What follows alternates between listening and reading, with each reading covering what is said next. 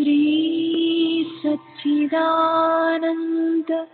सद्गुरु साईनाथ महाराज की जय। सद्गुरु श्री साईनाथुनि शरद बाबूजी की जय।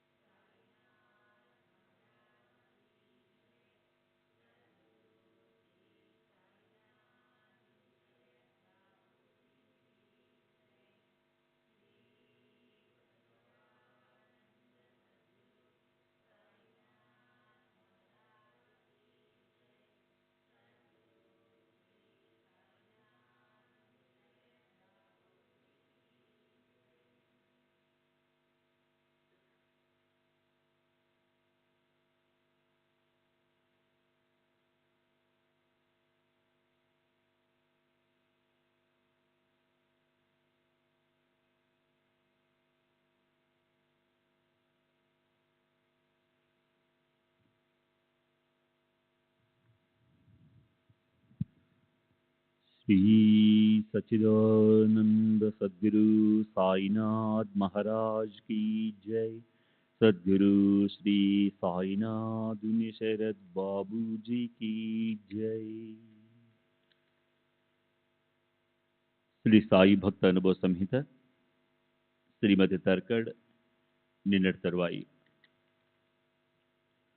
భక్తులను ఆకర్షించేది కేవలం బాబా యొక్క మహిమాన్విత శక్తి మాత్రమే కాదు, అది వారి అవ్యాజమైన ప్రేమానురాగాలతో మిళితమైనందువలన భక్తులకు షిరిడి ఒక స్వర్గధామమైంది. బాబా సన్నిధిలో ఉంటే మనకు ఏ ఆపద వాటిల్లదని క్షేమంగా ఉంటామనే నమ్మకం కలుగుతుంది. నేను షిరిడీలో ఉన్నప్పుడు వారి సన్నిధిలో కూర్చుంటే నా బాధలనే కాదు, ప్రాపంచిక చింతలతో కూడిన ఈ శరీరాన్ని కూడా మర్చిపోయేదాన్ని.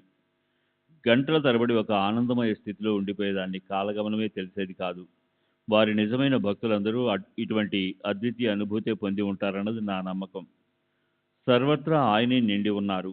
ఆయనే మా సర్వస్వం. వారే బాబాకు పరిమితులు ఉంటాయన్న భావన మాలో కలిగేది కాదు. బాబా మనల్ని వీడిపోయారనే ఆలోచన నన్ను అమితంగా బాధిస్తుంది. ఇది పూరించలేని లోటు. మనలోని జీవం వారితో వెళ్ళిపోయి కేవలం శరీరాలుగా మాత్రమే మిగిలి ఉన్నామనిపిస్తుంది. వారి ప్రత్యక్ష సన్నిధిలో అటువంటి ఆనందమయ క్షణాలను గడిపే అవకాశం ఈనాడు లేదు. కానీ బాబా మనల్ని పూర్తిగా వీడిపోయారనేది కూడా వాస్తవం కాదు.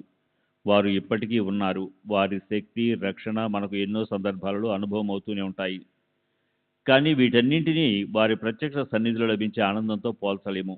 వారు విధేయులైనప్పటికీ వారి రక్షణ, సహాయము మనకు అందుతూనే ఉందన్నదానికి నిదర్శనంగా కొన్ని సంఘటనలను వివరిస్తాను. 1927లో నేను 6 నెలల గర్భవతిగా ఉన్నప్పుడు మా కుటుంబం అంతా షిరిడి వెళ్ళాము. అక్కడ నా గర్భంలోని శిశువు చనిపోయింది. రోజులు గడిచాయి కానీ ప్రసవం కాలేదు. ఇలాంటి సమయాలలో ఆపరేషన్ చేసి మృత శిశువును బయటకు తీస్తారు. కానీ షిరిడిలో ఎలాంటి వైద్య సదుపాయాలు లేవు. కనీసం మంత్రసాని కూడా లేదు. అహ్మద్నగర్ నుండి మందులు తెప్పించి వాడినా ప్రయోజనం లేకపోయింది. నా భర్తకు ఏం చేయాలో తోచక సాకూరి వెళ్ళి శ్రీ ఉపాసిని బాబాను కలిసి సహాయం అర్థించారు. వారు నా భర్త చెప్పిందంతా విని ఉత్తమోత్తమ వైద్యుడు సాయిబాబా షిరిడీలోనే ఉండగా నా దగ్గరికి ఎందుకు వచ్చావు అన్నారట. రోజుల తరబడి మృత శిశువు గర్భంలో ఉన్నందువల్ల నా రక్తం అంతా విషపూరితమై శరీరం నీలంగా మారిపోయింది. నేను స్పృహ కోల్పోయాను. అప్పుడు ఏం జరిగిందో, నేను ఎలా ప్రసవించానో నాకు గుర్తులేదు. జరిగినదంతా నా భర్త తర్వాత చెప్పాడు. నేను స్పృహ లేని స్థితిలోనే మాట్లాడుతూ మొదట బాబా ఊదిని పెట్టి తీర్థం నీటిలో పోయమని చెప్పానట. ఇంకా ఏవేవో ఆదేశాలు ఇచ్చానట. నా భర్త నేను చెప్పినట్టుగా చేశారట. కొద్దిసేపటికి చనిపోయిన బిడ్డతో సహా లోపల ఉన్నదంతా బయటకు వచ్చేసిందట. కానీ నేను నెల రోజుల పాటు అపస్మారక స్థితిలోనే ఉండి తరువాత స్పృహలోకి వచ్చాను. ఆరోగ్యం కూడా కుదిరిపడింది. నన్ను బ్రతికించడానికి బాబా మహాసమాధి చెందిన 9 సంవత్సరాల తర్వాత చేసిన అద్భుత లీల ఇది. శ్రీ సాయిబాబా ఎలాంటి సంస్థలు, మఠాలు నెలకొల్పలేదు కనుక తదనంతరం తమ గద్దెనెక్కడానికి ఎవరిని ఎన్నుకోలేదు. శ్రీ సాయిబాబా ఆచరణే వారి సుగుణాలను బహిర్గతం చేస్తుంది. వారి సచ్చీలత కీర్తించదగినది. ఇంతకు మునుపు చెప్పిన సంఘటనలో బాబా దయాదాక్షిణ్యాలు వెల్లడయ్యాయి. బాబా కృపాశిస్సులు వారి దగ్గరకు వచ్చిన భక్తులపై మాత్రమే కాకుండా షిరిడి నుండి ఎంతో దూర ప్రాంతాలలో ఉన్న భక్తులపై కూడా వర్షిస్తాయి. 1914-19లో ప్రపంచ యుద్ధం జరుగుతున్నప్పుడు వేల మైళ్ళ దూరంలో ఐరోపాలో ఉన్న తమ భక్తులు ప్రమాద స్థితిలో ఉన్నప్పుడు వాళ్ళను ఆదుకుని మృత్యువు నుండి కాపాడారు. వారు దయాస్వరూపులే కాక వారి న్యాయ దృష్టి, నిష్పక్షపాత వైఖరి ఎనలేనిది. అవసరమైతే ఎవరైనా తమ బిడ్డను కూడా త్యాగం చేయడానికి సిద్ధపడాలని బాబా చెప్పేవారు. పేద, ధనిక తారతమ్యాలు లేకుండా అందరినీ సమానంగా ఆదరించేవారు. వారి దగ్గరకు గొప్ప గొప్ప అధికారులైన కలెక్టర్లు, రెవెన్యూ కమిషనర్లు వచ్చేవారు. మామలత్దారులు, డిఓలు, డీసీలు, క్రింది స్థాయి ఉద్యోగులు ఎంతోమంది వచ్చేవారు. బాబా దృష్టిలో అందరూ సమానులే. ధనము, హోదా ప్రాతిపదికగా ఎవరిపై ఎట్టి ప్రత్యేకత చూపేవారు కాదు. అందరికీ అన్ని వేళలా అందుబాటులో ఉండడం బాబాలోని గొప్ప విశేషం. ఎప్పుడైనా ఏ సమయంలోనైనా వారిని దర్శించుకోవచ్చు. నా దర్బారు అన్ని వేళలా తెరిచే ఉంటుంది అని బాబా చెప్పేవారు. ఆయన ఇతరుల నుండి భయపడి దాచుకోవాల్సిన, సిగ్గుతో కప్పిపుచ్చుకోవాల్సిన విషయాలేమీ లేవు. వారి చర్యలన్నీ బాహాటంగా ఉండేవి. బాబా జీవితానికి సంబంధించిన మరో విలక్షణ అంశం, వారు ఎలాంటి బాధరబందీలు లేకుండా స్వేచ్ఛా జీవనం గడిపేవారు. బాబా నిర్వహించడానికి ఎలాంటి సంస్థలు, మఠాలు లేవు. సంరక్షించుకోవడానికి ఎలాంటి ఆస్తులు లేవు. భిక్ష చేసి నిరాడంబరంగా జీవించేవారు. వారు ప్రతిదినం భక్తుల నుండి దక్షిణలు స్వీకరించేవారు. కానీ ఆ మొత్తాన్ని భక్తులకే పంచిపెట్టేవారు. బాబా సశరీరులుగా ఉన్న చివరి 9 సంవత్సరాలు తాత్యాకు, బడే బాబాకు ప్రతిరోజు 110 రూపాయలు ఇచ్చేవారు. బాబా సమాధి చెందినప్పుడు వారి జేబులో తమ అంత్యక్రియలకు అవసరమైనంత డబ్బు మాత్రమే మిగిలింది. వారి మనోనిగ్రహము, వైరాగ్యము చెప్పుకోదగినవి. చాపల్యంతో సహా ఇంద్రియాలన్నీ వారి ఆధీనంలో ఉండేవి. వారికి ఏ విషయం పట్ల మమకారం ఉన్నట్లు ఎవరూ గమనించలేదు. బాబా దాతృత్వం ఎనలేనిది. వారు ప్రతిదినం భక్తులకు 110 రూపాయల వరకు ఇవ్వడమే కాక వారికి సమర్పించిన కానుకలను కూడా పనిచేసేవారు. కొందరు వారు ప్రతిదినం పంచే మొత్తం 300 రూపాయలు అంటారు. కానీ అది వాస్తవం కాదు. వారి కీర్తిని తెలియజేసేటందుకు ఇటువంటి అతిశయోక్తులు అవసరం లేదు. బాబా గొప్పదనం చాటేందుకు వాస్తవ విషయాలే చాలు. ఫకీర్లు, భజన బృందాలు బాబాను దర్శించినప్పుడు వాళ్లకు ధారాళంగా డబ్బు, బహుమతులు ఇచ్చి పంపేవారు. బాబా ప్రసాదించే ఆధ్యాత్మిక ప్రగతి, వారు బోధించే పద్ధతి ఇతరులకు తెలియనిచ్చేవారు కాదు. భగవంతుడి గురించి వారు అరుదుగా మాట్లాడేవారు. ఆ సందర్భంలో భక్తిభావంతో ఆర్తిగా ఒక భగవద్భక్తుని వలె పలికేవారు. వారు ఆధ్యాత్మిక సాధనలు చేసినట్లుగా ఎవరూ చూసి ఎరుగరు. ప్రతి ఉదయం దుని దగ్గర కూర్చొని చేతులు వ్రేళ్లు తిప్పుతూ ఏవేవో సంజ్ఞలు చేస్తూ హక్ అంటే దేవుడు అని మాత్రం ఉచ్చరిస్తూ ఉండేవారు. ఆ సంజ్ఞలు ఎవరికీ అర్థమయ్యేవి కావు. పవిత్రత, శక్తి, నియమపాలన, వైరాగ్యం ఎప్పుడూ వారిలో కనిపించేవి. బాబా ఎప్పుడూ భిక్షాటంతోనే జీవించారు. వారు అనారోగ్యంతో ఉన్నప్పుడు కూడా భిక్షాటన మానేవారు కాదు. బాబా ప్రతిదినం ఎప్పుడూ వెళ్లే కొన్ని ఇండ్లకు మాత్రమే వెళ్లి పరిమితంగానే భిక్షను తీసుకునేవారు. భిక్ష ద్వారా వచ్చిన పదార్థాలలో కొంత తిని మిగతా పదార్థాలను పంచిపెట్టేసేవారు. బాబా సాధారణంగా మాట్లాడిన మాటలను అర్ధరహితాలని కొందరు వ్యాఖ్యానిస్తారు. వాళ్ళ భావన ఆ విధంగా ఉంది కాబట్టి, పైగా ఆ మాటలు వాళ్ళను ఉద్దేశించినవి కాదు కాబట్టి వాళ్లకు అవి నిస్సందేహంగా అర్ధరహితాలే అవుతాయి. ఎవరి శ్రేయస్సు కోసం బాబా ఆ మాటలు పలికారో వాళ్ళు మాత్రమే మాటలలోని మర్మాన్ని అర్థం చేసుకుంటారు. జయామణి జైసా బావా తయా తైసా అనుభవ. ఏ భావంతో మనం బాబాను దర్శిస్తామో అదే విధమైన అనుభవాన్ని మనకు వారు కలుగజేస్తారన్నది దీని భావం. బాబా తమకు ఎలాంటి సుఖాలు సౌకర్యం ఏర్పాటు చేయమని అడిగేవారు కాదు. బాబా ఉంటున్న మసీదు మొదట్లో శిథిలమై పాడుబడి పడిపోయినట్టుండేది. భక్తులు దాన్ని మరమ్మతు చేయాలని తలిచి బాబా అనుమతి అడిగారు. బాబా ఒప్పుకోలేదు. కానీ భక్తులు పట్టుబట్టి బాబా చావడిలో నిద్రించే రాత్రి వేళల్లో మసీదు మరమ్మతులు పూర్తి చేశారు. షిరిడీలో మేము ఉపాసిని బాబానే కాక మరెందరో మహాత్ములను కలిశాము. షిరిడీలో రాధాకృష్ణ అయ్యి అను బ్రాహ్మణ వితంతువు బాబా సేవ చేసుకుంటూ గడిపేది. బాబా ఆరతికి కావాల్సిన ఏర్పాట్లు చూసుకునేది. ఆమె వివిధ వస్తువులను తెమ్మని భక్తులను పురమాయించేది. ఆమెను అందరూ ఎంతో గౌరవభావంతో చూసేవారు. 1915 ప్రాంతంలో మేము షిరిడి వెళ్ళినప్పుడు సాయిబాబా మమ్మల్ని ఆయి ఇంటికి వెళ్ళమని ఆదేశించారు. అలాగే మేము వెళ్ళి వసతి కల్పించమని ఆమెను అడిగాము.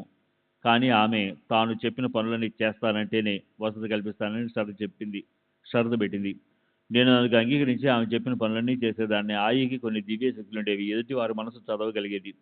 ఆమె నా గత చరిత్ర అంతా పోసుకుడిచ్చినట్టు చెప్పింది. ఎప్పుడైనా బాబా తమకు ఫలానా వంటకం కావాలని అసాధారణ సందేశం పంపినప్పుడు ఆమె ఆ వంటకాన్ని సిద్ధంగా ఉంచుకొని వెంటనే ఇచ్చి పంపేది. వారికి ఏదైనా సందేశం వచ్చినప్పుడు నా మనసు చదివి నేను ఇవ్వదలిచిన సమాధానాన్ని ముందే ఆమె చెప్పేది. ఆయికి సాయిబాబాపై అమితమైన భక్తి శ్రద్ధలుండేవి. ఆమె బాబా సంస్థానానికి చేసిన సేవలు ఎనలేనివి. కానీ ఆమె చాలా పరుషంగా మాట్లాడేది అని చెప్పక తప్పదు. అందువల్ల ఎవరు ఆమెతో సఖ్యతగా ఉండేవారు కాదు. బహుశా మాలో సహనాన్ని పెంచేందుకే బాబా మమ్మల్ని ఆయి ఇంటికి పంపించి ఉండవచ్చు. బాబా ఆధ్యాత్మిక బోధన ప్రత్యేకంగా ఉండేది. వారు ఎవరికి మంత్రోపదేశం చేయలేదు. వారెప్పుడూ యోగా, ప్రాణాయామం, కుండలిని మొదలైన వాటి గురించి మాట్లాడలేదు. కానీ ఆయా మార్గాలలో సాధన చేసేవారికి ఏదైనా సమస్య వచ్చినప్పుడు సాయిబాబాను ఆశ్రయిస్తే వారు ఆ లోపాన్ని సరిదిద్ది పంపేవారు. ఆసనాలు, ప్రాణాయామం అభ్యసిస్తున్న ఒక వ్యక్తికి వాటిలో ఏదో పొరపాటు జరిగి రక్త విరేచనాలు కాసాగాయి.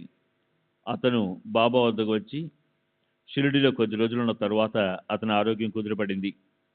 శ్రీ సచ్చిదానంద సద్గురు సాయినాథ్ మహారాజ్ కీ జై. సద్గురు శ్రీ సాయినాథుని శరత్ బాబూజీ కీ జై.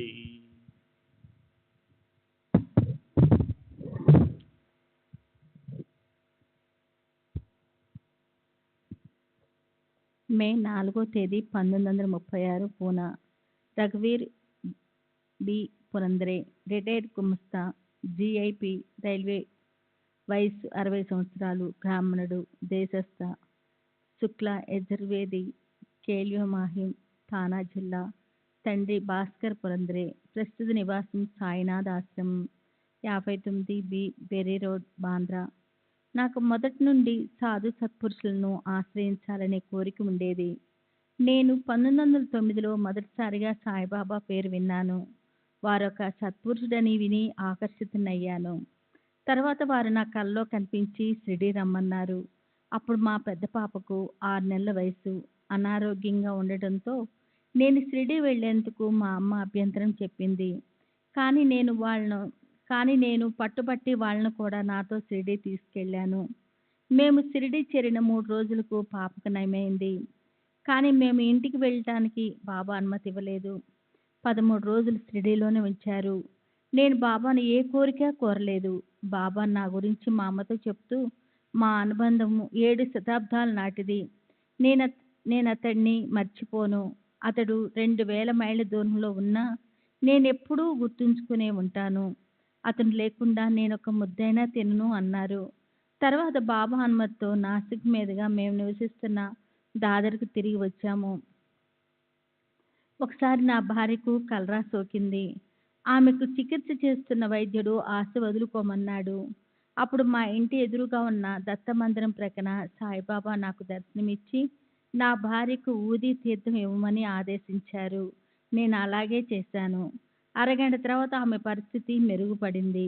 డాక్టర్ వచ్చి చూసి ఆమెకు ప్రమాదం తప్పిందని చెప్పాడు. ఆమె కోలుకుంది. అప్పటి నుండి నేను తరచూ షిరిడి వెళ్ళి బాబా ఆదేశానుసారము ఎక్కువ రోజులు అక్కడే గడిపేవాడిని. అప్పుడప్పుడు బాబా కూడా నన్ను షిరిడి రమ్మని దీక్షిచ్చే జాబు రాయించేవారు.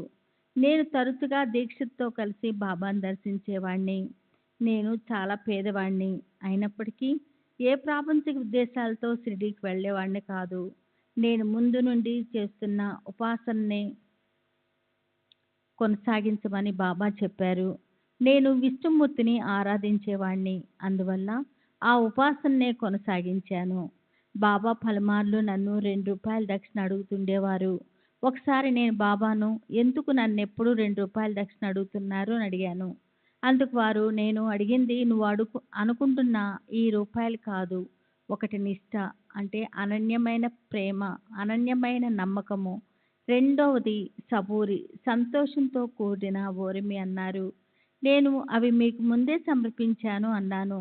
బాబా, అలాగే నీ నిష్ఠ చెదరకుండా కాపాడుకో, అంతేకాక నువ్వు చేసిన వాగ్దానాలన్నీ నెరవేర్చు, నీవెప్పుడూ సత్యాన్ని అంటిపెట్టుకో, అప్పుడు నీవు ఎక్కడున్నా అన్ని సమయాల్లో నేను నీతోనే ఉంటాను అని హామీ ఇచ్చారు.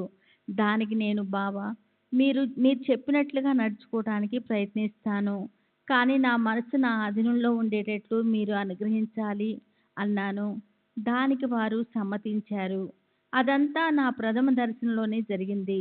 బాబా నన్ను స్వతంత్రంగా ఒక ఇల్లు కొనుక్కోమని ప్రోత్సహించారు. నా జీతము నెలకు ₹35. బాబా కొనమని చెప్పగానే నేను బాంద్రాలో స్థలం కొన్నాను. మొదట్లో నిర్మాణం కొంచెం ఆలస్యమైనందుకు బాబా నాపై రాళ్లు రువ్వేవారు. నా పరిస్థితి చూసి చాందోర్కరు, దీక్షిత్తు తాము ఇల్లు కట్టించి ఇస్తామని ముందుకొచ్చారు. కానీ బాబా ఒప్పుకోలేదు. ఎవరిని ఒక్క పైసా కూడా అడగవద్దు, నేను నీకు సహాయం చేస్తాను అని బాబా అన్నారు. నేను ఆఫీసులో ₹500 అప్పు తీసుకొని ఇల్లు కట్టడం ప్రారంభించాను. చివరకు బాబా అనుగ్రహంతో 3 సంవత్సరాల్లో దాన్ని పూర్తి చేశాను. అది ఊరికి దూరంగా జనసంచారం లేని ప్రదేశంలో ఉండేది. అప్పుడు బాబా మా ఇంట్లోనే తానున్నానని, నన్ను నా భార్యను కాపాడుతుంటానని చెప్పారు. అందువల్ల నేను అక్కడే ఉండిపోయాను. నేను ఇప్పటికీ ఆ ఇంట్లోనే నివసిస్తున్నాను. సత్యాన్ని అంటిపెట్టుకుని ఉండమని బాబా నాకు ఎప్పుడూ చెప్తూ ఉండేవారు. వారు మహాసమాధి చెందిన తర్వాత నాకు కలలో కనపడి షిరిడి వెళ్ళి సంస్థాన విధులు నిర్వహించమని చెప్పారు. నేను అలాగే చేశాను. నేను ఇప్పుడు సంస్థాన ఉమ్మడి కోశాధికారిగా బాధ్యతలు నిర్వహిస్తున్నాను. విధి నిర్వహణలో భాగంగా నేను చేస్తున్న పనులు అన్నీ వారి నిర్దేశకత్వంలోనే జరుగుతున్నాయని నేను గుర్తిస్తున్నాను.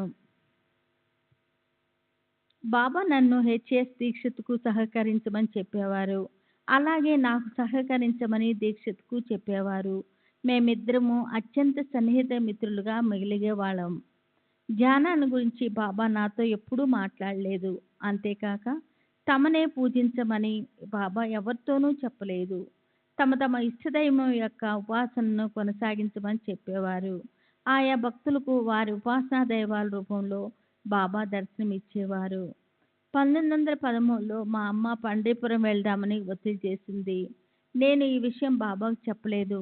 బాబా తామంతట తాముగా ఆ ప్రస్తావన తెచ్చి, అమ్మ, పండ్రి ఎప్పుడు బయలుదేరుతున్నావు అని మా అమ్మని అడిగారు. ఆ రోజు మసీదులో నా భార్యకు, మా అమ్మకు రుక్మిణీ సమేతగా విఠలనుగా బాబా దర్శనమిచ్చారు. వాళ్ళు ఆనందంతో పులకించిపోయారు. ఆపై పండ్రి ప్రయాణం మానుకున్నారు. బాబా తరచూ మా అమ్మను, అమ్మ, పండ్రి ఎప్పుడు వెళుతున్నావు అని అడిగేవారు. దానికి ఆమె, నా దేవుడు ఇక్కడే ఉన్నాడు, షిరిడియే నా పండ్రి అని జవాబు చెప్పేది. ఒకప్పుడు నా భార్య ప్రసవానికి ముందు అనారోగ్యంతో బాధపడింది. బాబా ఆమెకు కలలో కనపడి ఊది రాశారు. వెంటనే ఆమె మేలుకొని, లేవండి, బాబా వచ్చారు, దూని నుండి వెచ్చని ఊది తీసి పెడుతున్నారు, నా శరీరం అంతా కాలిపోతుంది అంటూ కలవరించసాగింది. తర్వాత ఆమెకు ఆరోగ్యం చేకూరింది. ఆ విధంగా ఆమెకు ఎన్నోసార్లు బాబా కనిపించేవారు. నేను కష్టాల్లో ఉన్నప్పుడు బాబా పటం ముందు కూర్చుని ఏడ్చేవాణ్ణి. బాబా వెంటనే నా ముందు ప్రత్యక్షమై నన్ను ఓదార్చేవారు. షిరిడి మాతే పండ్రీపుర, సాయిబాబా రమావర, షిరిడియే నా పండ్రీపురము, శ్రీ సాయియే నా విఠలుడు అని చరణము షిరిడి హార్తల్లో భాగమై గత 30 సంవత్సరాల నుండి అందరూ పాడుకుంటున్నారు. నానాసాహెబ్ చందోర్కర్ జామేర్లో మమల్దార్గా పనిచేస్తున్నప్పుడు అతని కుమార్తె ప్రసవం కష్టమై ప్రమాద పరిస్థితి ఏర్పడినప్పుడు రామగిరి గోసావి అనువాని చేత బాబా ఊది పంపారట. అతను ఇప్పటికీ షిరిడీలోనే జీవించి ఉన్నారు. రామగిరి భవాను బాబా బాబుగిర్ అని పిలిచేవారు. రామ్గిర్ జాల్నా స్టేషన్లో ఉన్నప్పుడు అతడికి ఒక గుర్రబండి నడిపే అతను కనపడి టాంగాలో రామ్గిర్ని జామేర్ చేర్చి టాంగాతో సహా అంతర్ధానమయ్యాడట. టాంగాను చాందోర్కర్ పంపలేదట. బాబా పంపిన ఊదితో చాందోర్కరు కుమార్తెకు సుఖప్రసవమైందట. ఈ వృత్తాంతాన్ని నానాసాహెబ్ నాకు చెప్పాడు. అతనికి బాపు అను 2 కుమారులున్నారు. వారిప్పుడు కళ్యాణ్లో ఉన్న చాందోర్కర్ వాడాలో ఉన్నారు. కుమార్తె పూనాలో ఉంది. చాందోర్కర్కు తమ గొప్ప సంస్కృత పండితుడనే గర్వం ఉండేది. ఒకసారి బాబా తద్విద్ది ప్రణిపాతేన అనే భగవద్గీత శ్లోకానికి అర్థం చెప్పమన్నారు. చందోర్కరు తనకు తెలిసిన అర్ధ తాత్పర్యాలు చెప్పాడు. నానా చెప్పిన అర్థము సరికాదని చెప్పి బాబా సరైన అర్థం వివరించారు. బాబాకు సంస్కృత పరిజ్ఞానం కలదని వారు అప్పుడప్పుడు భాగవతంలోని శ్లోకాలను ఆయా భక్తులకు సందర్భోచితంగా చెప్పారని నాకు చెప్పాడు. దీని ద్వారా నానా చెప్పింది నిజమేనని తెలుస్తుంది. ఈ లీల సచ్చరిత్రలోని దాస్కన్ రచించిన భక్తలీలామృతంలోని 31, 32, 33 అధ్యాయాల్లోనూ, సంతకథామృతంలోని మొదటి అధ్యాయంలోనూ, చాందోర్కర్ రచించిన భావార్థ దీపికలోనూ వివరించబడింది. అద్వైతం మొదలైన వాటి గురించి బాబా మాట్లాడుతూ నేనెప్పుడూ వినలేదు. ఎల్లప్పుడూ అల్లా రక్షిస్తాడు, పేదల పెన్నిధి భగవంతుడు, గరీబ్ కో అల్లా వాలి హై, అల్లా అచ్చా కరేగా అని పలికేవారు. అన్ని జీవుల్లో తామున్నట్లు బాబా నాకెప్పుడూ చెప్పలేదు. కానీ బాబా తరచుగా దైవంతో తాదాత్మ్యాన్ని చెంది ఉండేవారు. ప్రాణాయామం, కుండలిని మొదలైన సాధనాల గురించి కూడా వారెప్పుడూ మాట్లాడలేదు. నేను కూడా వాటిని గురించి ఎప్పుడూ పట్టించుకోలేదు. ఎవరైతే ఈ మసీదులో అడుగెడతారో వాళ్ళు గమ్యాన్ని చేరుకుంటారు. జో కోయి ఏ మస్జిద్ ఏ అవే, జిస్కా మస్జిద్ మే పాయా బిగా ఉన్కా బేడా పార్ హై. ఎవరి మంచితనం ఎట్లా ఉంటే వారి అభివృద్ధి కూడా అట్లాగే ఉంటుంది. జైసా జిస్కే నియత్ వైసే ఉస్కా బరస్క అనేవారు బాబా. శ్రీ సచ్చిదానంద సద్గురు సాయినాథ్ మహారాజ్ కీ జై. సద్గురు శ్రీ సాయినాథ్ నిసరద్ బాబూజీ కీ జై. సచ్చిదానంద సద్గురు సాయినాథ్ మహారాజ్ కీ జై. సద్గురు శ్రీ సాయినాథుని శరద్ బాబూజీ కీ జై. బాబా దేహత్యాగం ముందుగా సూచించడం.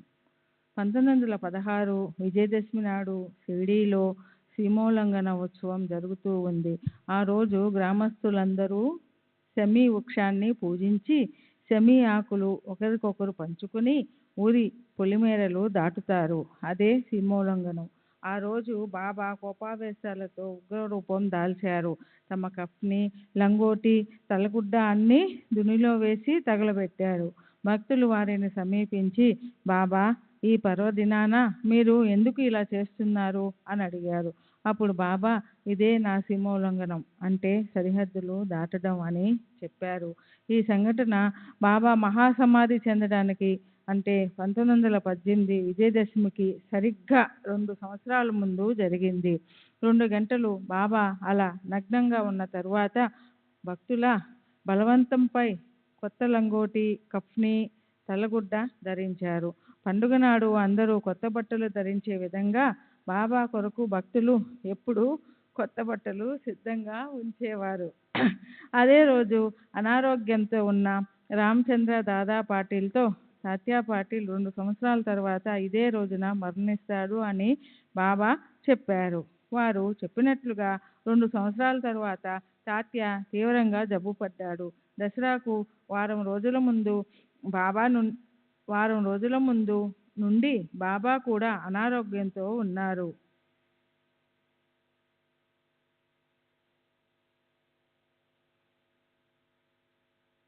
తాత్య కోలుకున్నాడు, కానీ బాబా నిర్యాణం చెందారు. తాత్యాను బ్రతికించేందుకే బాబా తమ ప్రాణాన్ని పణంగా పెట్టారని అందరూ అనుకున్నారు. ఇలాంటి సంఘటనలు ఇతర మహాత్ముల జీవితాలలో కూడా జరిగాయి. ఈనాటికి బాబా తమ భక్తులను కాపాడుతున్నారు. నా జీవితంలో జరిగిన మరో సంఘటన వివరిస్తాను. 1932లో నేను కీళ్ళ జబ్బుతో తీవ్ర అనారోగ్యానికి గురై మృత్యువుకు దగ్గరయ్యాను. యమదూతలు నా ప్రాణాన్ని తీసుకెళ్లడానికి సమీపిస్తున్నారు. అప్పుడు బాబా వచ్చి నా మంచంపై కూర్చొని నా చేతిని తీసుకొని తమ మోకాలిపై ఉంచారు. సమీపిస్తున్న యమదూతలను తరిమికొట్టి నన్ను రక్షించారు. బాబా సమాధి చెందడానికి 12 లేక 15 రోజుల ముందు నన్ను, దీక్షిత్తును బొంబాయి వెళ్ళిపోమని ఆదేశించారు.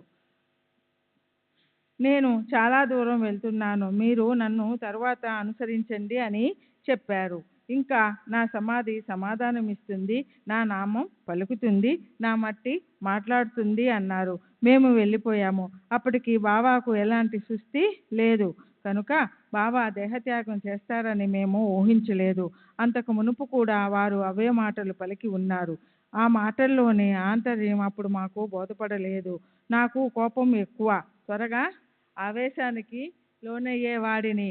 బాబా తరచుగా నాతో నిన్నెవరైనా దూషించినా దండించినా వారితో గొడవకు దిగవద్దు, నీవు సహించలేకుంటే 1-2 మాటలతో సమాధానము ఇవ్వు, లేదా ఆ చోటు నుండి వెళ్ళిపో, అంతేగాని వారితో పోట్లాడవద్దు. కిసీసే వాదావాది బరోబరి కరోనా నహి, మీరు ఎవరితోనైనా తగు పెట్టుకుంటే నాకు అసహ్యం, బాధ కలుగుతుంది అని పలికేవారు. ఈ హితవాక్యాలు నాతోనే కాక ఇతర భక్తులతోనూ అనేకసార్లు చెప్పేవారు. బాబా ఎప్పుడూ నాకు తెలిసినంత వరకు కైలాసం, వైకుంఠం, స్వర్గం, జీవితం యొక్క లక్ష్యం, మోక్షం గురించి మాట్లాడలేదు. కానీ ఒకసారి నా కాకాను విమానంలో తీసుకెళ్తాను అన్నారు. విమానంలో తీసుకెళ్లడం అంటే సద్గతిని ఇవ్వడం అని అర్థం. అట్లాగే దీక్షిత్తు 1926లో ఒక ఏకాదశి నాడు బాబా గురించి మాట్లాడుతూ ప్రశాంతంగా ప్రాణాలు విడిచాడు. బాబా అప్పుడప్పుడు నాతోనూ ఇతర భక్తులతోనూ నా వాడు 1000 మైళ్ళ అవతల మరణించినప్పటికీ పిచ్చుక కాలికి దారం కట్టి లాగినట్లు లాగి నా వద్దకు చేర్చుకుంటాను అని చెప్పేవారు. ఇంకా నా వాడిని నా నుండి దూరంగా వెళ్ళడానికి అనుమతించను అని కూడా చెప్పేవారు. నాకు తెలిసిన కొందరు ఏకాదశి నాడు షిరిడీలో మరణించారు. వారు తప్పక స్వర్గానికి చేరి ఉంటారని నా అభిప్రాయం. బాబా అప్పుడప్పుడు భవిష్యత్తుని గురించి చెప్పేవారు, కానీ నా భవిష్యత్తుని గురించి నేను ఎప్పుడూ వారిని అడగలేదు. 1914-16 మధ్య ఒక ఆమె బాబా దగ్గరకు వచ్చి నాకు ఎప్పుడు మంచి జన్మ లభిస్తుంది అని అడిగింది. బాబా నీ మరు జన్మలో దూసరే జన్మమే అని సమాధానం ఇచ్చారు. ఆమె మరుసటి రోజు తన ప్రస్తుత జన్మను అంతం చేసుకోదలిచి వెళ్ళి బావిలో దూకేసింది. కానీ ఆమెను ఎవరో రక్షించారు. బాబా సశరీరులుగా ఉన్నప్పుడు ఒకసారి సగున్మేర్ నాయకుని పిలిచి అన్నంలో నెయ్యి కలిపి దానిలో కొంత దునికి సమర్పించి మిగతాది నాకు తీసుకురా అన్నారు. అతను అలాగే చేశాడు. బాబా ఆ నివేదనను స్వీకరించారు. అంతకు ముందు సగును తెచ్చే నైవేద్యంలో నెయ్యి ఉండేది కాదు. సగును ఆ రోజు నుండి అలాగే చేయడం మొదలుపెట్టాడు. ప్రతిరోజు నివేదన సగున్మేర్ నాయక్ ఇంటి నుండే వచ్చేది.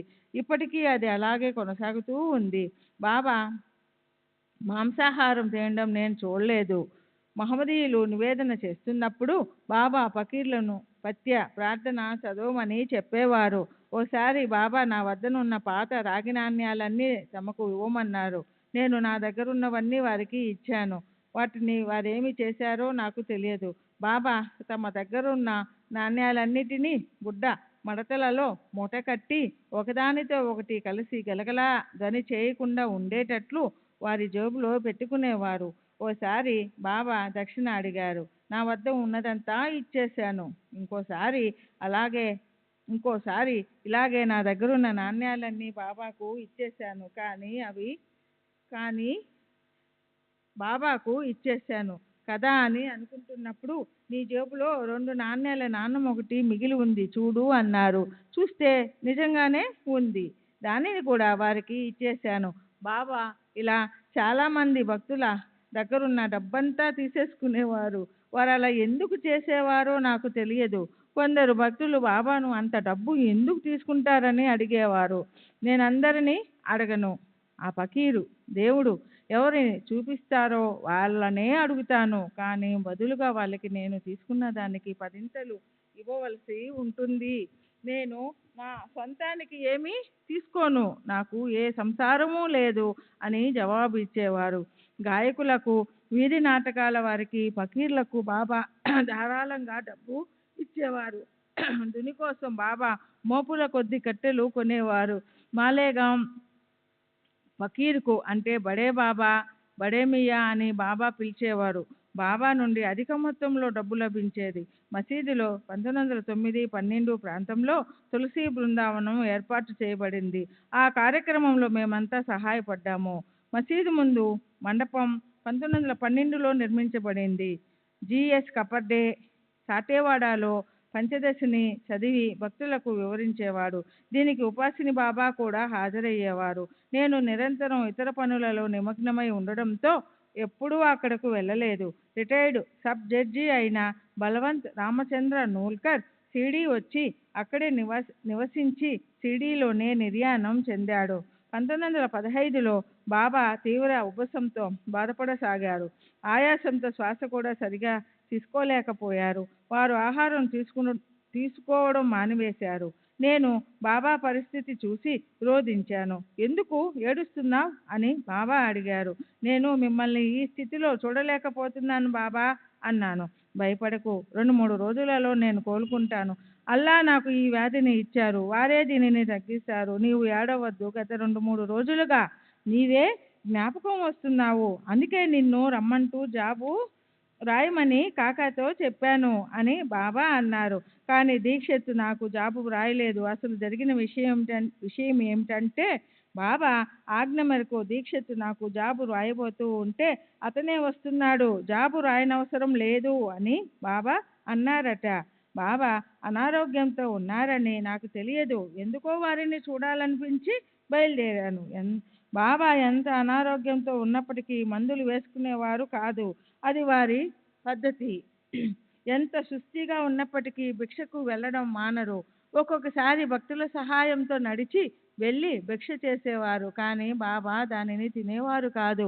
వారు అనారోగ్యంతో ఉన్న తమ రోజువారీ దినచర్యను ఏమాత్రమూ మానేవారు కాదు.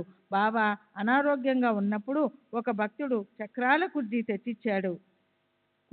తెచ్చాడు. కానీ దానిని ఆయన ఏనాడూ ఉపయోగించలేదు. బాబాకు సుస్థిగా ఉన్న రోజుల్లోనే ఒకసారి వారు నిచ్చెన సాయంతో ఒక ఇంటి మిద్దె పైకి ఎక్కి అటు నుండి ఆ పక్క ఇంటి మీదుగా రాధాకృష్ణ ఈ ఇంటి పైకి చేరారు.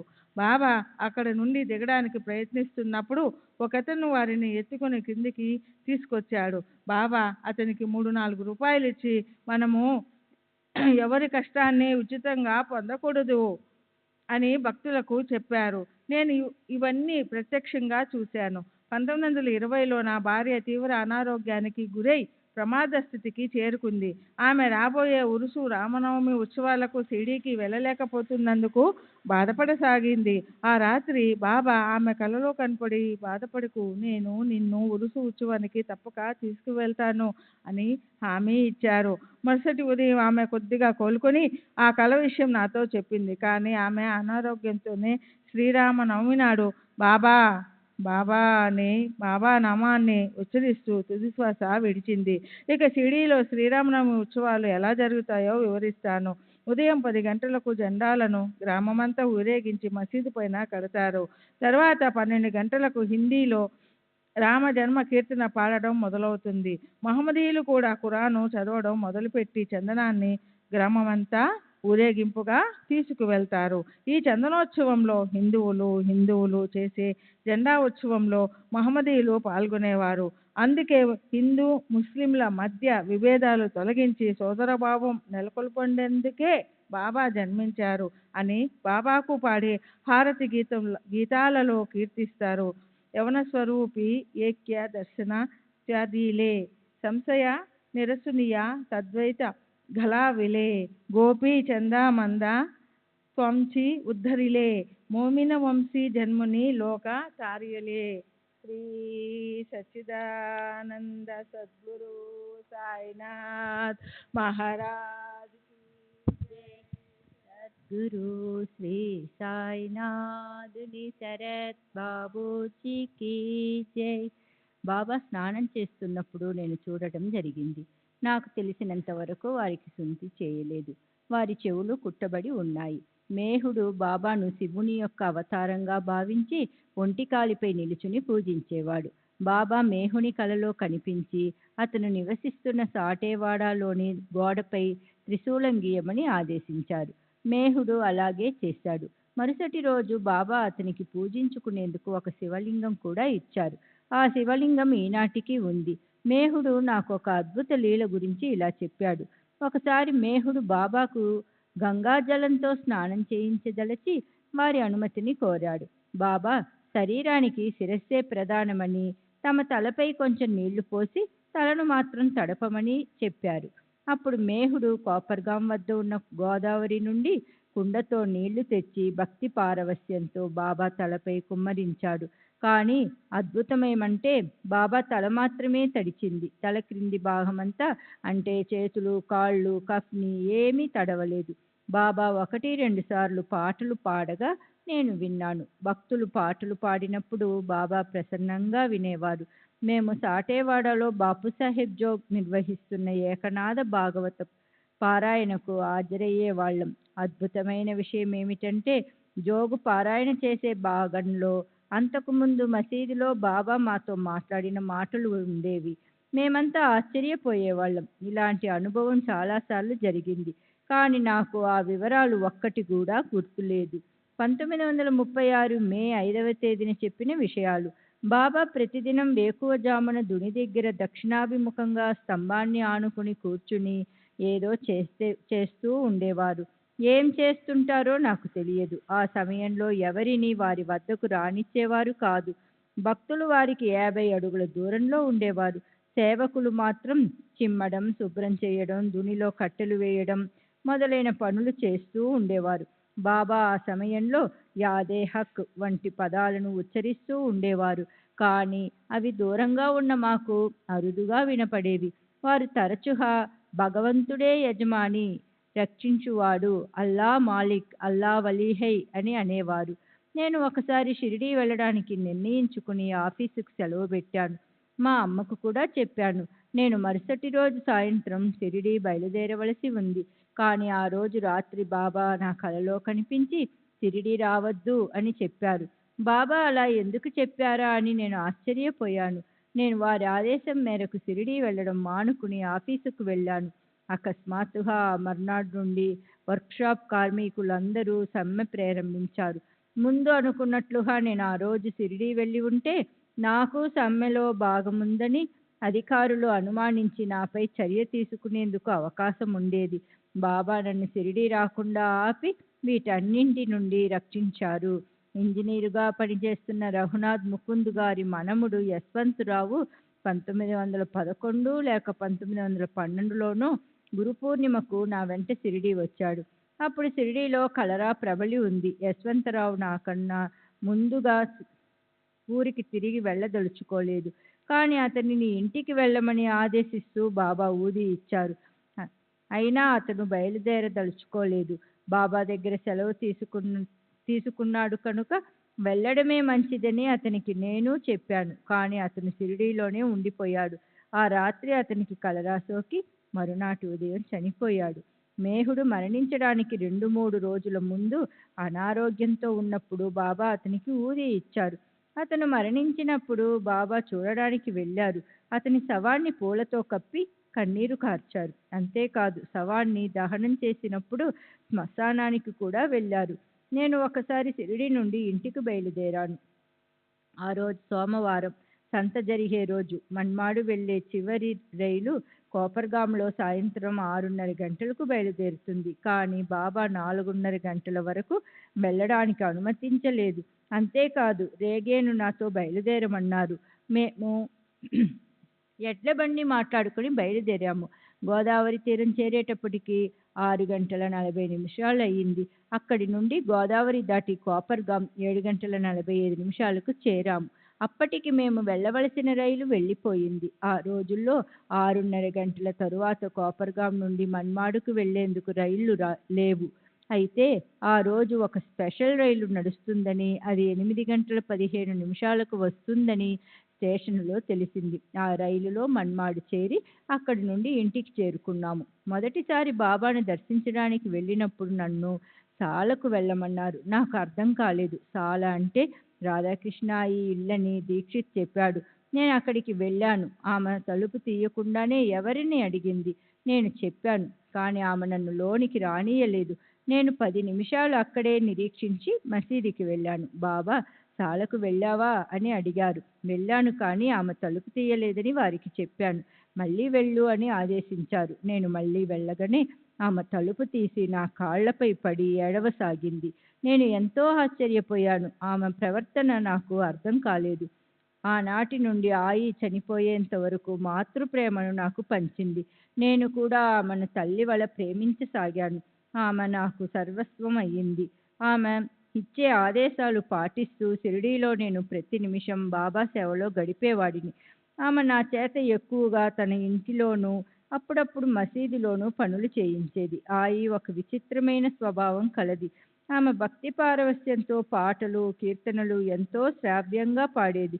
ఒక్కొక్కసారి పాటను మధ్యలో ఆపి విపరీతంగా నవ్వసాగేది, లేదా గతస్వరంతో పాడుతుండేది, లేదా వెక్కిళ్ళు పెట్టి ఏడుస్తూ పాడలేక ఆపేసేది. నేను ఆఫీసుకు సెలవు పెట్టి షిరిడీ వెళ్ళేవాడిని. కానీ సెలవు ముగిసిన తరువాత కూడా తరచూ బాబా నన్ను షిరిడీలోనే ఉంచేవారు. 1912లో ఒకసారి సెలవు ముగిసిన తరువాత దీర్ఘకాలం షిరిడీలోనే ఉంచేశారు. శ్యామ తదితరులు బాబా దగ్గరకు వెళ్ళి పురందరే యొక్క యజమాని అతడిని తప్పుపడతాడేమో, అతడిని వెళ్ళనివ్వండి అని ప్రార్థించారు. బాబా నేనే అతని యజమానిని అంటూ నన్ను షిరిడీలోనే ఉంచేశారు. ఇలా సంవత్సరంలో సెలవు ముగిసిన చాలా రోజులకు ఒక గురువారం రోజున 1 గంటకు తిరిగి ఆఫీసుకు వెళ్ళాను. నేను సెలవు తీసుకోకుండా ఆఫీసుకు గైర్హాజరు అయినందుకు ఫోర్మెన్ సంజాయిషి అడుగుతూ ఉన్నతాధికారికి ఫిర్యాదు చేశాడు. నేను ఏమీ జవాబు చెప్పకుండా రాజీనామా పత్రాన్ని సమర్పించాను. ఉన్నతాధికారి అయిన విల్సన్, డిప్యూటీ సూపరింటెండెంట్ నన్ను పిలిపించి ఇన్ని రోజులు ఎక్కడ ఉన్నావని అడిగారు. షిరిడీలోని సాయిబాబా వద్ద ఉన్నానని సమాధానం ఇచ్చాను. అతను విషయమంతా తెలుసుకుని మారు మాట్లాడకుండా నా రాజీనామా పత్రాన్ని చింపి చెత్తబుట్టలో వేశాడు. ఉన్నతాధికారి చేసిన పని ఫోర్మెన్కు నచ్చలేదు, కానీ నన్ను ఏమీ చేయలేకపోయాడు. ఉన్నతాధికారి ఫోర్మెన్తో అతను నీ క్రింది ఉద్యోగి కానీ పనివాడు కానీ కాదు అని నన్ను ఉద్దేశించి అన్నాడు. 6 నెలలు గడిచిన తరువాత నాకు ప్రమోషన్ వచ్చింది. అదే ఫోర్మెన్ నా క్రింది ఉద్యోగి అయ్యాడు. అక్టోబర్ 17వ తేదీ 1936.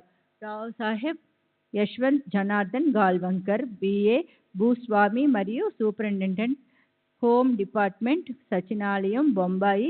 వయస్సు 51 సంవత్సరాలు, బ్రాహ్మణుడు, టర్నర్ రోడ్డు, బాంద్రా, బొంబాయి 20. నేను మొట్టమొదట 1911లో మా మామగారైన శ్రీ దబోల్కర్, హేమాత్ పంత్ మరి కొందరి బంధువులతో కలిసి షిరిడీ వెళ్ళి బాబాను దర్శించాను. వారు ఒక గొప్ప మహాత్ములని విన్నా అప్పుడు నేను ఏ విధమైన ప్రాపంచిక పారమార్థిక లబ్ధిని ఆశించి షిరిడీ వెళ్ళలేదు. ఇలా 4-5 సార్లు వెళ్ళిన తరువాత వారి పట్ల నా ఆసక్తి పెరిగింది. ఒకసారి బాబా నా కలలో కనిపించి 2 రూపాయలు దక్షిణ అడిగారు. నేను మరుసటి రోజు వాటిని మనీ ఆర్డర్ ద్వారా షిరిడీ పంపాను. వారు కలలో దక్షిణ అడగటమే కాక నీతి నిజాయితీలతో మెలగమని, నేకేనే బాగేవే, సచ్చీలత, ఇంద్రియ నిగ్రహము కలిగి ఉండమని 2 విలువైన ఆదేశాలు ఇచ్చారు. నేను ఆ ఆదేశాలను శ్రద్ధ పట్టుదలతో ఆచరించాను.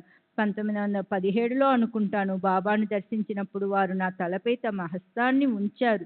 అది నాపై అద్భుతమైన ప్రభావాన్ని చూపింది. నన్ను, నా పరిసరాలని మరచి నేను ఆనంద పారవస్యంలో ఉండిపోయాను. వారప్పుడు అక్కడున్న ఇతర భక్తులతో నా గత జన్మ వృత్తాంతాలు గురించి వివరించారు. నేను పూర్వజన్మలో నీతి నిజాయితీ గల సచ్చీలుడినని, ఆ జన్మలో నేను పొందిన స్థితులు రూపాలను అనుసరించే బాబానే ప్రస్తుత జన్మలో నన్ను నా తల్లి గర్భంలో ప్రవేశపెట్టారని, ఈ జన్మలో కూడా నేను నీతి నిజాయితీలను నిలబెట్టుకుంటున్నానని బాబా వాళ్లతో చెప్పారు. ఈ విషయమంతా భక్తుల ద్వారా ఆ తరువాత విన్నాను. శ్రీ సచ్చిదానంద సద్గురు సాయినాథ్ మహారాజ్ కీ జై. సద్గురు శ్రీ సాయినాథ్ నిసరత్ బాబూజీ కీ జై.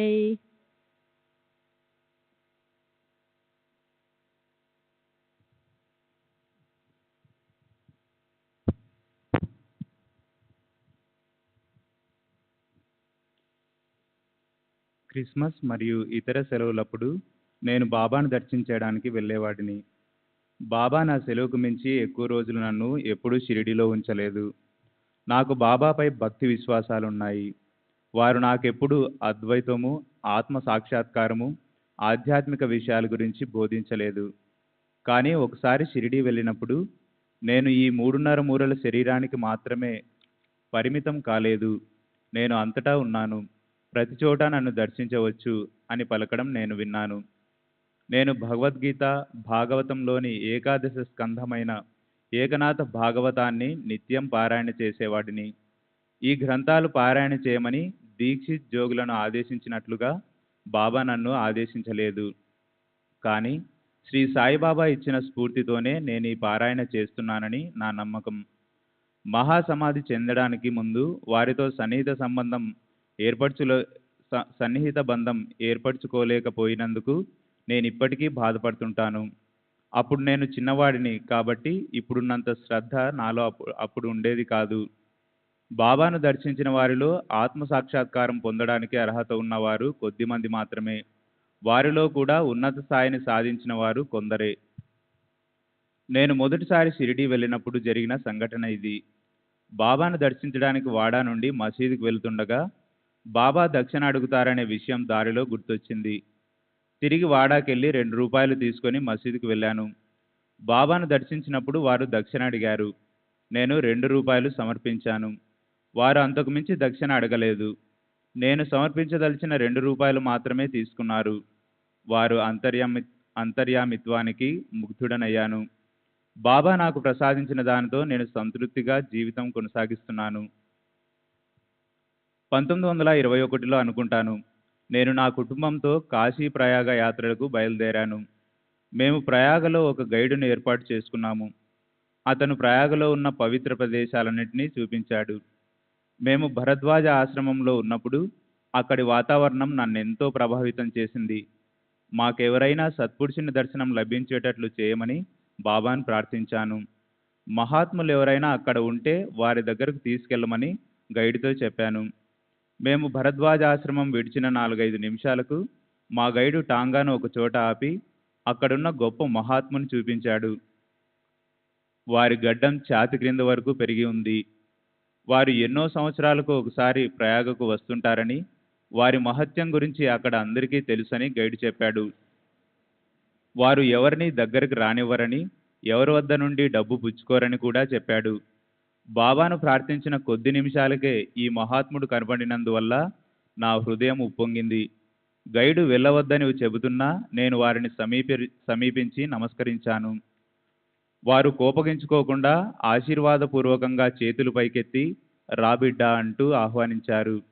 గైడు వారిస్తున్నా వినకుండా నా భార్య, తల్లి, మిగిలిన వారందరూ కూడా వచ్చి వారికి నమస్కరించి ఆశీస్సులు అందుకున్నారు. ఆ మహాత్మునికి సమర్పించడానికి నా దగ్గర పూలు, పండ్లు, తిరుబండారాలేవీ లేవు. అందువల్ల దగ్గరున్న 3 అణాలు వారికి దక్షిణగా సమర్పించాను. దక్షిణ స్వీకరించడం వారి పద్ధతికి వ్యతిరేకమైనప్పటికీ నేనిచ్చిన నాణాలను ప్రసన్నంగా చూసి జేబులో వేసుకున్నారు. ఇదంతా చూస్తున్న గైడు ఆశ్చర్యపోయాడు. బాబానే ఆ విధంగా ఆదరించి దక్షిణ స్వీకరించారని నేను భావించాను. బాబా నాకు దివ్యానుభూతిని అనుగ్రహించినప్పటి నుండి నా దృష్టి ఆధ్యాత్మిక చింతన వైపు మళ్ళింది. 1932లో నాకు ఒక కల వచ్చింది. కలలో బాబా కనిపించి నీకేం కావాలి అని అడిగారు. నాకు ప్రేమ కావాలి, ప్రేమ తప్ప మరేదీ వద్దని చెప్పాను. బాబా ప్రేమను అనుగ్రహించి అదృశ్యమయ్యారు. అప్పటి నుండి నేను ధ్యానంలో ఉన్నప్పుడు, పారాయణ చేస్తున్నప్పుడు ప్రేమవాహిని నాలో పరవళ్ళు ద్రొక్కేది. శ్రీ సచ్చిదానంద సద్గురు సాయినాథ్ మహారాజ్ కీ జై. సద్గురు శ్రీ సాయినాథ్ శరత్ బాబూజీ కీ జై.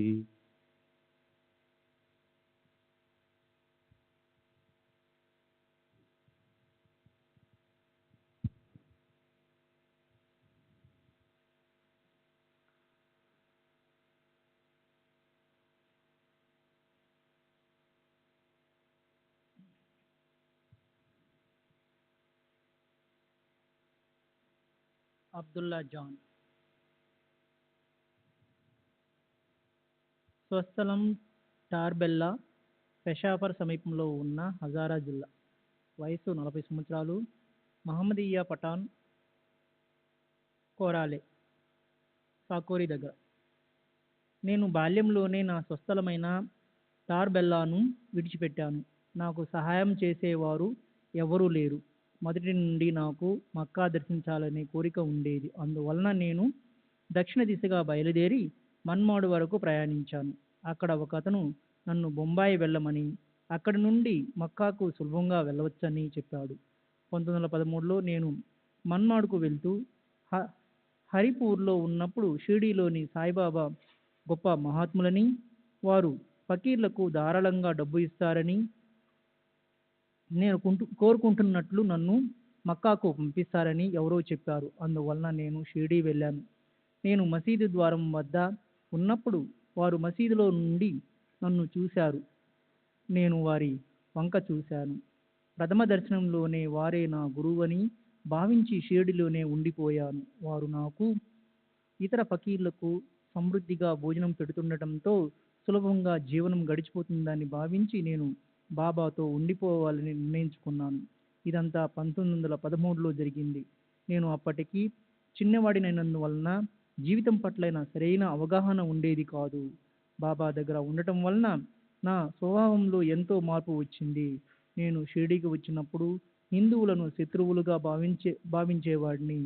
బాబాతో 3 సంవత్సరాలు కలిసి ఉండటం వలన క్రమంగా నాలో ఆ భావం తొలగిపోయి హిందువులను నా సోదరులుగా భావించడం మొదలుపెట్టాను.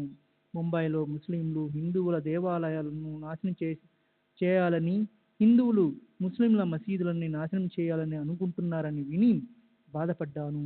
ఇలా ఒకరినొకరు అంతమొందించుకుంటుంటే ఈ ఇరు మతాల స్థానే ఇతర మతస్థులు తమ మతాలను నెలకొల్పడానికి వీళ్ళు అవకాశం కల్పించిన వారవుతారని అనుకున్నాను. బాబా మహాసమాధి చెందేటప్పటికి నా వయసు 22 సంవత్సరాలే. కనుక ఆధ్యాత్మికంగా చెప్పుకోదగినంత లబ్ధిని పొందలేకపోయాను. నేను నిరాశ నిస్పృహతలతో తిరిగి నా యాత్రలు కొనసాగించాను. 1926లో ఉత్తర దిశగా బయలుదేరి మాలేఖండ్ ఏజెన్సీలో ఉన్న స్వాట్ లోయను చేరాను. ఆ లోయలో అఖున్ బాబా అనే గొప్ప మహాత్ముని సమాధి ఉంది. అఖున్ బాబా మహమ్మద్ ప్రవక్త యొక్క వంశీయుడు. వారి అద్భుత మహిమలను గురించి విరివిగా చెప్పుకుంటారు. లార్డ్ రాబర్ట్స్ ముస్లిం తెగల వారిని అణుచవదలిచి పశ్చిమంగా బయలుదేరినప్పుడు అఖున్ బాబా తమ మంత్రశక్తులతో లార్డ్ రాబర్ట్స్ను ఒక కొండపై 3 నెలల 11 రోజులు బంధించి ఉంచారు. అతను అక్కడి నుండి ఒక అడుగు కూడా ముందుకు వేయలేక తన దుస్థితిని విక్టోరియా రాణికి తెలియజేశాడు. నేను అఖున్ బాబా సమాధి చెంత ఒక రాత్రి నిద్రించాను. నిద్రించే ముందు నాకు బాబా సహాయం చేయలేదు. మీరైనా నాపై దయ ఉంచి ఉద్ధరించండి అని ప్రార్థించాను. ఆ రాత్రి నాకు ఒక కల వచ్చింది. కలలో నేను పడుకొని ఉండగా నా తల దగ్గర కుర్చీలో సాయిబాబా కూర్చుని ఉన్నారు. కానీ ఏమీ మాట్లాడలేదు. నిద్ర నుండి మేల్కొని కల గుర్తుకు తెచ్చుకున్నాను. నేను ఇంకా బాబా రక్షణలోనే ఉన్నట్లు గ్రహించాను. నేను ప్రార్థించింది సాయిబాబాను కాదు, అకున్ బాబాను. కానీ అక్కడికి 1500 మైళ్ళ దూరంలో ఉన్న షిరిడీ నుండి బాబానే దయతో నా చెంతకు వచ్చి నన్ను ఆశీర్వదించారు. షిరిడీలో వారి చెంతనున్న 5 సంవత్సరాలలో బాబా నాకు ఏ సహాయం చేయక నన్ను మోసగించారన్న భావం తప్పు అని గ్రహించాను. స్వాట్ లోయలో ఆ స్వప్న దర్శనం అయినప్పటి నుండి బాబాపై నాకు మరింత విశ్వాసం ఏర్పడింది. ఆ తర్వాత నేను ఈ ప్రాంతానికి తిరిగి వచ్చేశాను. నాకు వివాహమైన తరువాత 1924 నుండి నేను నా కుటుంబంతో కోరాలేలో ఉంటున్నాను. బాబా 2-3 సంవత్సరాలకు ఒకసారి నాకు దర్శనమిస్తుంటారు. బాబా భౌతికంగా ఉన్న రోజుల్లో మసీదు భక్తులతో కిక్కిరిసి ఉండేది. అక్కడ కూర్చునేందుకు కూడా చోటు దొరికేది కాదు. అప్పుడు మసీదు దాదాపు నిర్మానుష్యంగా ఉంటున్నది. ఇప్పుడు మసీదు దాదాపు నిర్మానుష్యంగా ఉంటున్నది. బాబా వైభవమే అంత తక్కువ కాలంలో అంతరించిపోతే ఇక నాలాంటి అల్ప ప్రాణుల పరిస్థితి ఏమిటి? బాబా చెంత రోహిల్లాలు ఉన్నట్లు నేనెప్పుడు చూడలేదు, వినలేదు కూడా. కానీ మతమౌఢ్యం గల పఠాన్లు వారి వద్దకు వచ్చారని తెలుసు. రామచంద్ర ఆత్మారాం తర్కడు నాతో చెప్పిన ఒక సంఘటన గూర్చి వివరిస్తాను. ఒక రాత్రి తర్కడ్ బాబాతో చావల్లో నిద్రిస్తున్నాడు. కాందాహార్ నుండి వచ్చిన మీర్ జమాన్ అనే అతను కూడా అక్కడే ఉన్నాడు. అతను రాత్రి 3 గంటలకు అకస్మాత్తుగా లేచి బాబాతో, బాబా, ఈ హిందువులందరూ ముస్లిం సాంప్రదాయాలను మిమ్మల్ని భ్రష్టుపట్టిస్తున్నారు. మీరు ఒప్పుకుంటే ఈ హిందువులందరి గొంతులను ఒక వేటుతో నరికివేసి మిమ్మల్ని విడిపిస్తాను అని అన్నాడు. తర్కడ్ మెలకువగా ఉండి ఈ మాటల్ని విని ఆ దుర్మార్గుడు తనను చంపుతాడేమోనని వణికిపోయాడు. అప్పుడు బాబా మీర్ జమాన్ను సమాధానపరుస్తూ, నేను పిచ్చివాణ్ణి, నన్ను పూజిస్తున్న ఈ హిందువులు కూడా పిచ్చివాళ్లే. వాళ్ళు నన్ను పూజించడానికి కారణం నేనే కానీ వాళ్ళు కాదు. కాబట్టి కోయవలసింది వాళ్ళ గొంతులు కాదు, నా గొంతే అన్నారు. దానితో మీర్ జమాన్ మౌనంగా ఉండిపోయాడు. నాగ్పూర్కు చెందిన అబ్దుల్ ఖాన్ పరమద్వేషి, హిందుస్థానీ పఠాన్ అయిన అతను ఒక పత్రిక విలేకరి. అతనికి మహాత్మా గాంధీ, బూటీ మొదలగు వారితో పరిచయం ఉంది. అతను బాబా దగ్గర 3-4 నెలలు గడిపాడు. షిరిడీలో ఉన్నప్పుడు బాబా తనను మోసం చేశారని అప్పుడప్పుడు చెబుతుండేవాడు. అతను అహ్మద్నగర్లో మరణించాడు. ఒకసారి అబ్దుల్ ఖాన్ నానా చోప్దర్ను కొట్టాడు. అతని నేరం రుజువైనందున కోపర్గాం మెజిస్ట్రేటు 15 రూపాయల జరిమానా విధించాడు. జరిమానా కట్టేందుకు అతని దగ్గర డబ్బు లేదు. పూచీకత్తు కూడా చూపించకపోవడంతో అతనిని జైలులో పెట్టారు. బూటికి విషయం తెలిసి 15 రూపాయలు పంపాడు. కానీ అబ్దుల్లా తనను మోసం చేసిన వారే జరిమానా కట్టాలి, కానీ వేరెవరు కాదు అంటూ నిరాకరించాడు. అప్పుడు బాబా తమ జేబు నుండి 15 రూపాయలు పంపి అతన్ని విడుదల చేయించారు. అతనికి ఒకసారి బాబాతో, మీరు ఇస్లాం మత సాంప్రదాయాలను ఉల్లంఘిస్తున్నారు. ఇక్కడ జరుగుతున్న దానికి మీ గొంతు కోయాలి అన్నాడు. దీనికి బాబా నవ్వారు. అతను తరువాత బాబాను క్షమాపణ కోరాడు. దానికి కూడా బాబా నవ్వారు. బాబా సశరీరుగా ఉన్నప్పుడు ఒక భక్తుడు, బాబా, మీరు సమాధి చెందిన తరువాత మీ ప్రభావం మీతోనే అంతరించిపోతుందేమో అని సందేహం వ్యక్తం చేశాడు. అప్పుడు బాబా, సమాధి నుండే కర్రలతో కొడతాను అనడం నేను విన్నాను. అంటే తమ భౌతిక శరీరం లేనంత మాత్రాన తమ ప్రభావం కర్తవ్య నిర్వహణ ఆగిపోదని అర్థం. శ్రీ సచ్చిదానంద సద్గురు సాయినాథ్ మహారాజ్ కీ జై. సద్గురు శ్రీ సాయినాథుని శరత్ బాబూజీ కీ జై.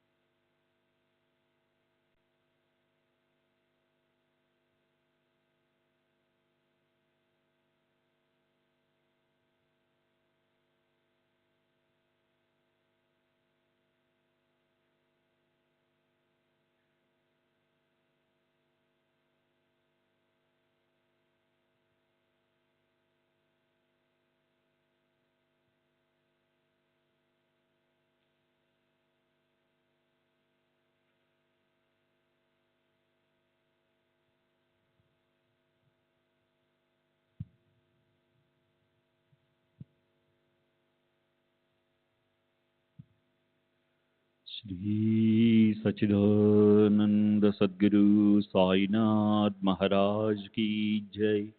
सद्गुरु श्री साईनाथ शरद बाबू जी की जय। साई रहम नजर करना, बच्चों का पालन करना। साई रहम नजर करना, बच्चों का पालन करना। जाना तुमने जगत पसारा, सब ही झूठ जमाना। जाना तुमने जगत पसारा, सब ही झूठ जमाना। साई रहम नजर करना, बच्चों का पालन करना। साई रहम नजर करना, बच्चों का पालन करना। मैं अंधा हूँ बंदा आपका, मुझसे पथ दिखलाना। मैं अंधा हूँ बंदा आपका, मुझसे पथ दिखलाना। साई रहम नजर करना, बच्चों का पालन करना। साई रहम नजर करना, बच्चों का पालन करना। दास गणों कहे अब क्या बोलूं, थक गई मेरी रसना। दास गणों कहे अब क्या बोलूं, थक गई मेरी रसना। साई रहम नजर करना, बच्चों का पालन करना। साई रहम नजर करना, बच्चों का पालन करना। रहमो नजर करो अब मोरे साई, तुम बिना नहीं मुझे माँ बाप भाई। रहमो नजर करो मैं अंधा हूँ बंदा तुम्हारा। मैं अंधा हूँ बंदा तुम्हारा। मैं ना जानू, मैं ना जानू, मैं ना जानू अल्लाह इलाही। रहमो नजर करो, रहमो नजर करो अब मोरे साई। तुम बिना नहीं मुझे माँ बाप भाई। रहमो नजर करो काली जमाना, मैंने गमाया। काली जमाना मैंने गमाया। साथी आकर का, साथी आकर का, साथी आकर का तुम बिना कोई। रहमो नजर करो, रहमो नजर करो अब मोरे साई। तुम बिना नहीं मुझे माँ बाप भाई। रहमो नजर करो अपने मस्जिद का झाड़ू गणो है। अपने मस्जिद का झाड़ू गणो है।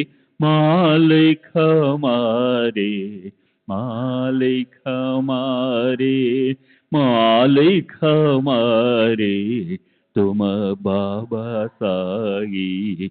रहमो नजर करो, रहमो नजर करो अब मोरे साई। तुम बिना नहीं मुझे माँ बाप भाई। रहमो नजर करो। श्री सच्चिदानंद सद्गुरु साईनाथ महाराज की जय। सद्गुरु श्री साईनाथ शरद बाबू जी की जय।